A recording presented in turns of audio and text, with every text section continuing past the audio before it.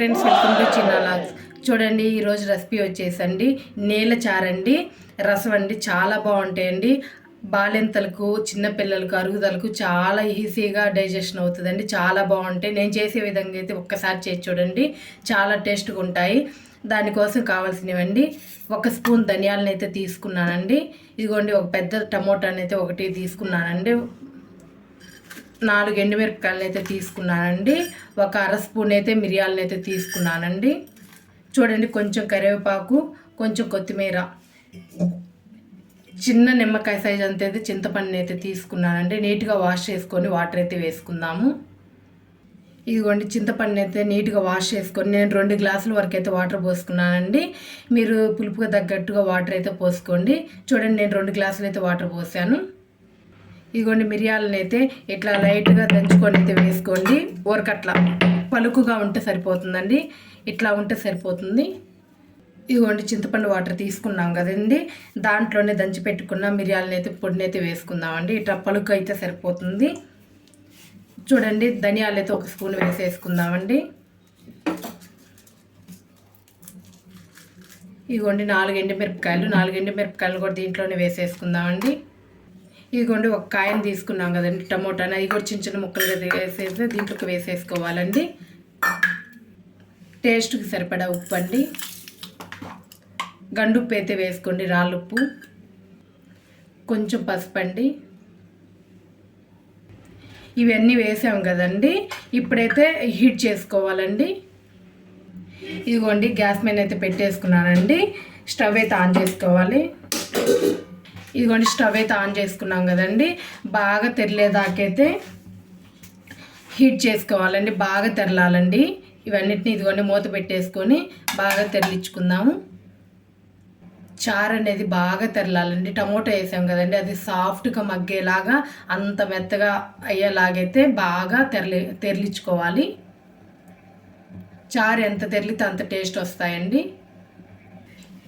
చూడండి, ఒకసారి మూత తీసి చూద్దామండి. మొత్తం పెట్టుకోకూడదండి, కొంచెం గ్యాప్తోనైతే మూత పెట్టుకున్నాను. టమాటా అనేది సాఫ్ట్గా అయితే అప్పుడు మనకు అయినట్లండి చారు. ఇంకా కొంచెం సేపు అయితే ఉడకాలండి. చూడండి, ఇంకా సాఫ్ట్గా అవ్వలేదు, ఇంకా బాగా సాఫ్ట్గా అవ్వాలి. ఇదిగోండి, మూత ఒక హాఫ్ లాగా పెట్టుకొని వదిలేద్దామండి. చూడండి, ఒక్కసారి మూత తీసి అయితే చూద్దాము.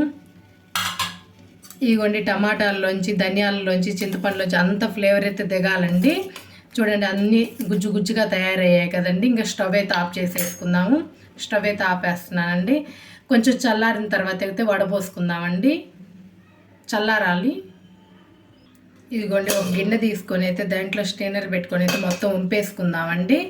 ఈ పిప్పేమి రాకుండా వంపేసుకుందామండి. ఇదిగోండి, చూడండి, మొత్తాన్ని అయితే వంపేసానండి. చూడండి, ఇట్లా వంపేసుకున్నాం కదండి. ఇంక ఇవేం అవసరం లేదండి మనకి. ఒకవేళ టమాటాలు కావాలంటే వేసేసుకోండి, చాలా బాగుంటుంది. ఇదిగోండి, టమాటాల వరకు ఇట్లా ఒక 2 or 3 పీసెస్ అయితే వేసుకోండి, ఇవేం రాకుండా. ఇదిగోండి, కొంచెం అయితే వేసేసుకోండి.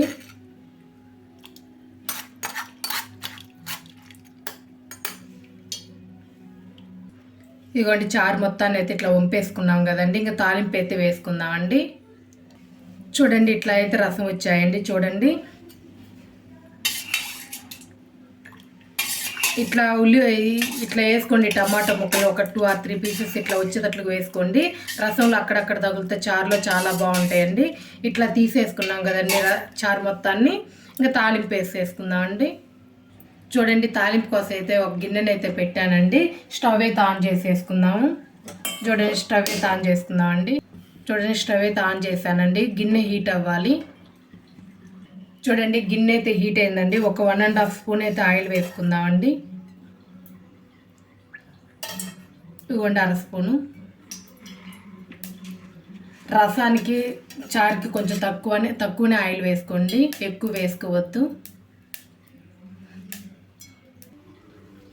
చూడండి, ఆయిల్ అయితే హీట్ అయిందండి. కొంచెం ఆవాలు వేసుకుందాము తాలింపుకి. ఇదిగోండి, కొంచెం జీలకర్ర,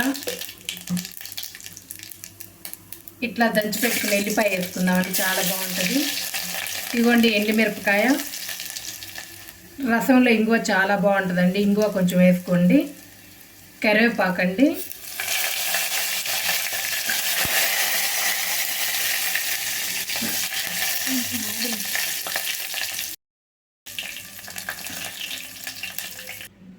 చూడండి ఇట్లా చారునైతే మొత్తాన్ని ఇట్లా పోసేసుకున్నాం కదండి. పులుపు ఉప్పు సరిపోయిందేమో చూసుకోండి, చెక్ చేసుకోండి. మనం ఇది కారానికి ఎండుమిరపకాయలేనండి వేసింది, ఎండుమిరపకాయలు మిరియాల ఘాటు సరిపోతుందండి. ఈ ఫ్లేవర్ మొత్తం దిగింది కదండి, కరెక్ట్గా ఉంటుంది. కొంచెం ఉప్పు పులుపు అయితే చూసుకోండి, నాకు అన్నీ కరెక్ట్గానే ఉన్నాయండి. మనం ఒక్క నిమిషం పాటు ఇట్లా ఉడికించుకొని స్టవ్ అయితే ఆఫ్ చేద్దామండి. చూడండి లాస్ట్గా కొంచెం కొత్తిమీర వేసేసుకొని స్టవ్ అయితే ఆఫ్ చేస్తున్నానండి. చాలా బాగుంటాయండి మనకి ఈ చారు. ఒక్కసారి ఇట్లా పెట్టి చూడండి, చిన్నపిల్లలు కూడా చాలా ఇష్టపడి తింటారండి. అన్నం మొత్తం ఇదే రసంతో తింటారండి, అంత బాగుంటాయండి. ఒక్కసారి నేను చెప్పిన విధంగా అయితే ఖచ్చితంగా చేసి చూడండి, అందరికి నచ్చుతుందండి ఇంట్లో. ప్లీజ్ అండి, నా వీడియో కనుక నచ్చినట్లయితే లైక్ చేయండి, షేర్ చేయండి, కామెంట్ చేయండి. ప్లీజ్ సబ్స్క్రైబ్ చేసుకోండి. Thank you.